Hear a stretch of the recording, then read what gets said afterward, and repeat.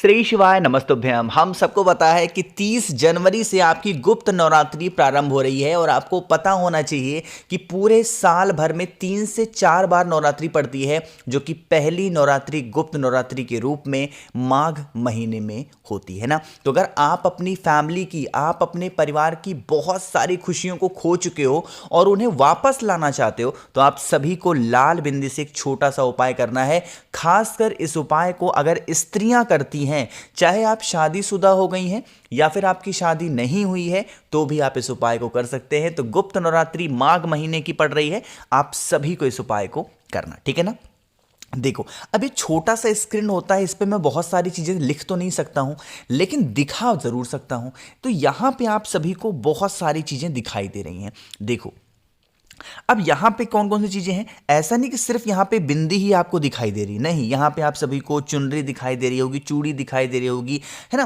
कहने का मतलब है ये कौन सा है, ये है 16 श्रृंगार के सामान। अगर आप 16 श्रृंगार के सामान नहीं व्यवस्थित कर पाते हो तो आप 5 सामान ले लो। आप 5 भी नहीं ले पाते हो तो आप 3 ले लो। आप चूड़ी ले लो, बिंदी ले लो, सिंदूर ले लो, मेहंदी ले लो, मतलब इस टाइप से आप श्रृंगार के सामान को लेंगे। कहोगे भैया फायदे क्या होंगे।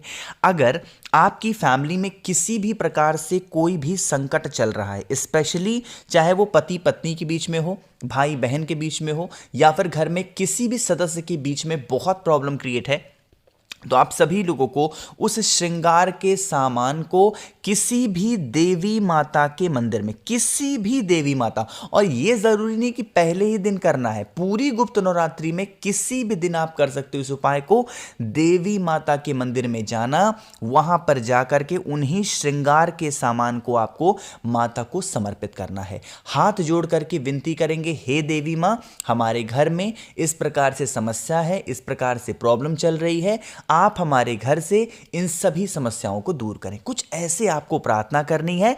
एंड देन लास्ट में आप सभी को एक घी का दिया, लंबी बत्ती का देवी माता के सामने क्या करना है, आपको प्रज्वलित करना।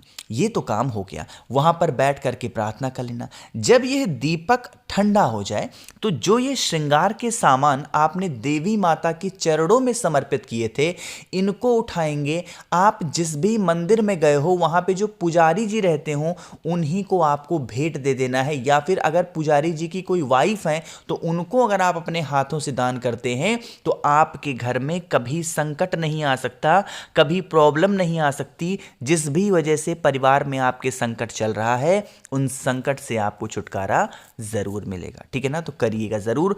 पहला उपाय आपको समझ में आ गया होगा।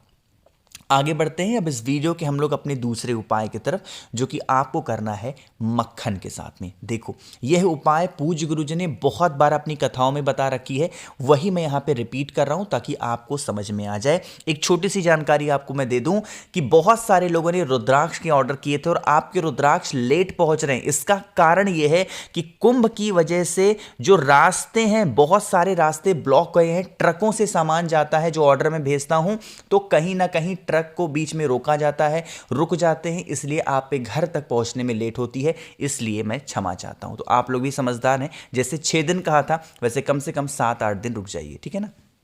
चलो अब बातें करते हैं हम लोग उपाय की। जैसे यह उपाय के बेनिफिट होंगे क्लेश, स्पेशली क्लेश। क्लेश का मतलब क्या, कि जैसे घर में आपके बहुत लड़ाई झगड़े होते हैं, मतलब हर छोटी चीज़ों को लेके बहुत लोग लड़ते हैं, झगड़ते हैं, बहुत प्रॉब्लम चल रही है, तो आप सभी को मार्केट जाना होगा। मार्केट ना जा पाओ तो अपने घर में भी आप मक्खन बना सकते हो। मक्खन लीजिएगा और फिर एक मार्केट से झंडा खरीदिएगा 5 रुपए का, जिसमें देखो जय माता दी इस प्रकार से लिखा हुआ हो, है ना। बहुत प्यारा सा उपाय है, समझिएगा। अब कोई सा भी कलर का झंडा हो सकता है, लाल ले लो, पीला ले लो, कोई दिक्कत नहीं है।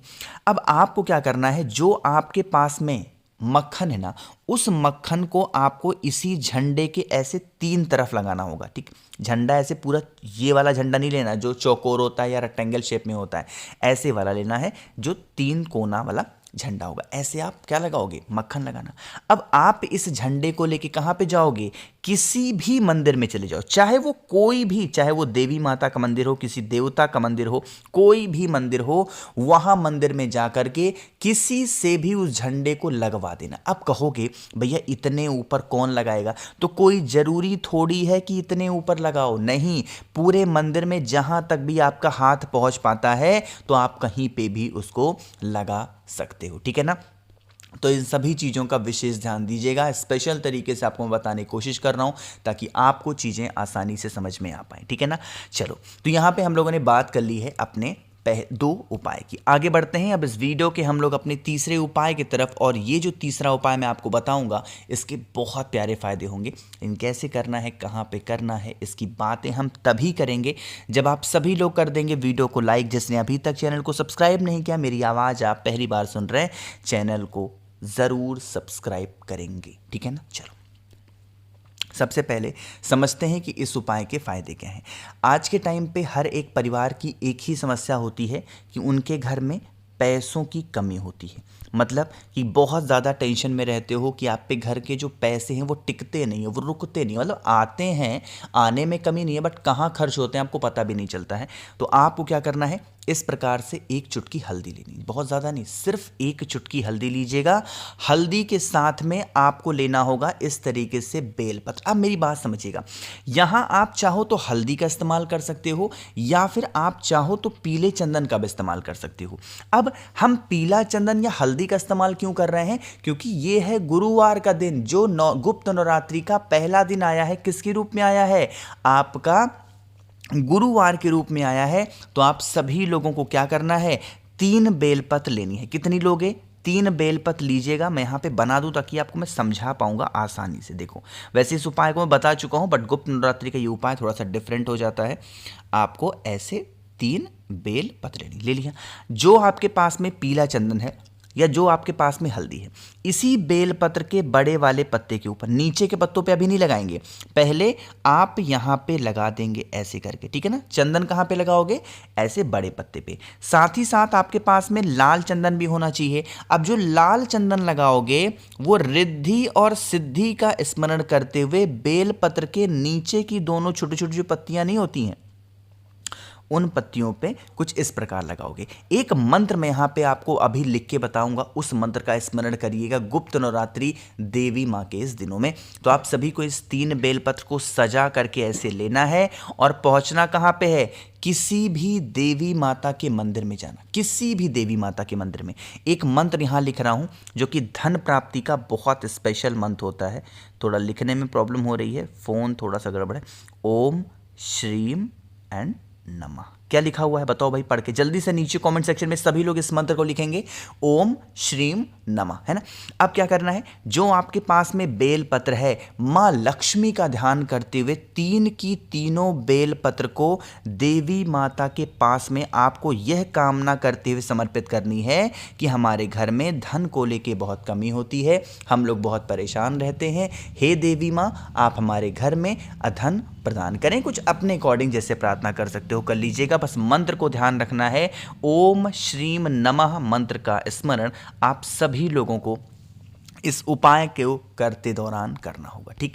तो यहाँ पे आप सभी लोगों को समझ में आ गया होगा 3 उपाय। आगे बढ़ते हैं अब इस वीडियो के हम लोग सबसे आखिरी और बहुत ही ज़्यादा छोटे से उपाय की, जो कि आप सभी लोगों को करना है ना। सबसे पहले समझ लेते हैं कि इस उपाय को आप करते हो तो बेनिफिट क्या होगा।